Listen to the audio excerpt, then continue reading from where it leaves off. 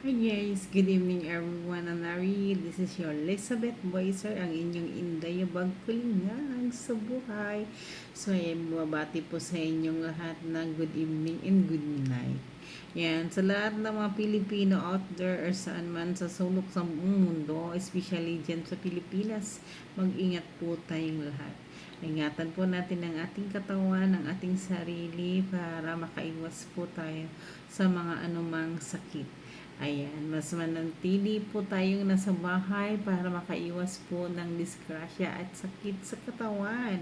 So, ayan, mga pamilya ko dyan, mga friends, mga followers. Ayan, thank you for your love and support to me always. So, I'm proud to be Inday Kulingag Yabag. Ayan. Of course guys, thank you, ingat. At sana ang ating government sa Pilipinas maayos po ang buhay ng Pilipino. Strong and independent ang babae kapag ganito siya.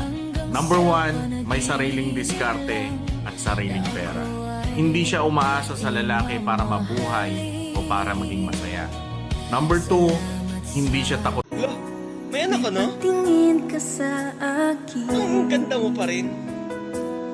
Nakaka-inlove kasi kayo kahit may mga anak na. Anong di naman Ano ba sikreto nyo? ako sa'yo?